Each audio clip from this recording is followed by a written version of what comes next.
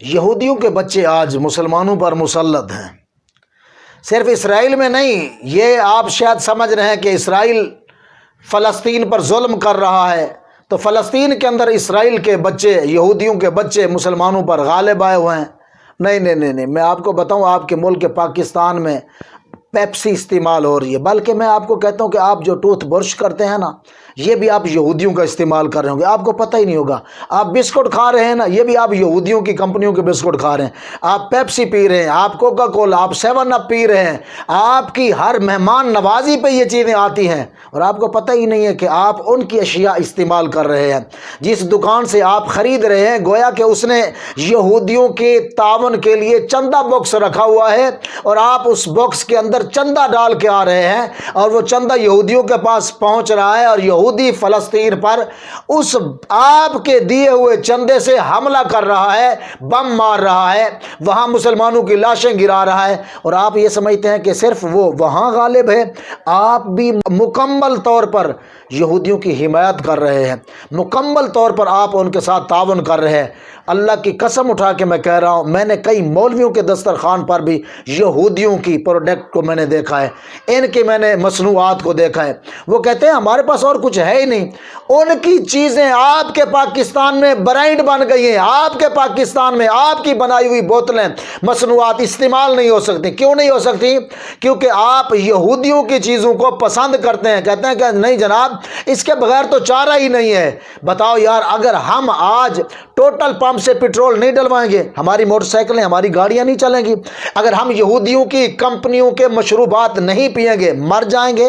اگر ہم ان کے جو ہے نا بنائے ہوئے بسکٹ، ان کی اشیاء مصنوعات استعمال نہیں کریں گے تو ہم مر جائیں گے۔ مسلمان کس طرف کھو گیا یار؟ تو کبھی سوچ تو صحیح۔ اقبال نے وہ تڑپ کر کہا تھا، اپنے من میں ڈوب کر پا جا سراغ زندگی، میرا نہیں بنتا نہ بن، اپنا تو بن۔ یہودیوں کے ساتھ تعاون کرنے والوں، ہوش کے ناخن لو، خدا را ہوش کے ناخن لو۔ سمجھا کر تھک گئے، یہودیوں کی اشیاء کا مکمل بائیکاٹ کریں۔ آپ جس دکان پر جائیں سودا خریدنے کے لیے، دکاندار کو ترغیب دیں، بھائی جان یہودیوں کی اشیاء اپنی دکان میں نہ رکھیں۔ آپ جس پیٹرول پمپ پر جائیں تو کم از کم وہاں آپ یہ تصور کریں کہ یار یہ جو پیٹرول پمپ ہے یہ یہودیوں کا تو نہیں ہے، یہ گستاخان رسول جو ملک ہے جنہوں نے میرے آقا صلی اللہ علیہ وسلم کے خاکے بنائے، یہ ان کا تو نہیں ہے۔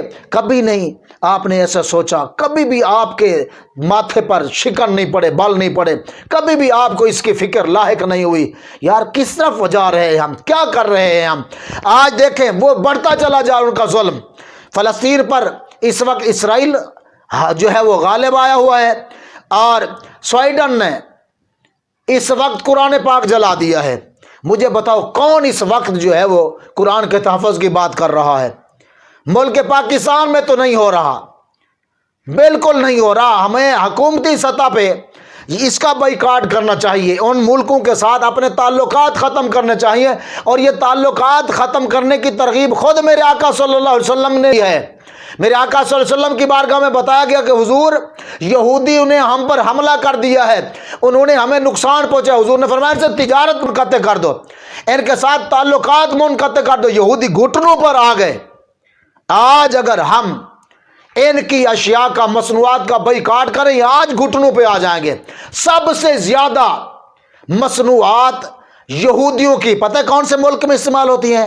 جی صاحب، ہمارے ملک میں استعمال ہوتی ہیں، ہمارے ملک میں استعمال ہوتی ہے۔ کون کرتا ہے؟ ہم کرتے ہیں، ہم کرتے ہیں۔ میرے آقا صلی اللہ علیہ وسلم کی حدیث مبارکہ مد نظر رکھیں۔ میرے آقا صلی اللہ علیہ وسلم نے فرمایا کہ برائی کو روکو، کسی سے؟ ہاتھ سے روکو۔ ہاتھ سے کیا مراد ہے؟ طاقت سے روکو۔ طاقت سے نہیں روک سکتے، زبان سے روکو۔ زبان سے نہیں روک سکتے، اپنے دل میں برائی کو برا جانو۔ یہ کمزور ایمان والے کی علامت ہے۔ پھر یہ بھی کہا کمزور ایمان۔ مجھے تو ایسے لگتا ہے کہ شاید ہمارے پاس ایمان ہی نہیں رہا کہ ہم آج دل میں بھی برا نہیں جانتے۔ میں نے ایک مولوی کو کہا، میں نے کہا مولانا آپ 7 اپ پی کے نا آپ یہودیوں کی مدد کر رہے ہیں، تو مجھے کہنے لگا یار ہم تو پیتے رہتے ہیں، ہم تو پیتے رہتے ہیں۔ وہ یہ نہیں کہہ رہا کہ ہم جناب آج سے توبہ کر رہے ہیں، ابھی جو ہے نا جناب اس کو ہم ضائع کر دیتے ہیں، واپس کر دیتے ہیں، لیکن ایسا نہیں کہا۔ وہ کہتے ہیں اس کے بغیر چارہ ہی نہیں ہے، بھائی ہم کیا کریں، اس کے بعد ہم کیا کریں۔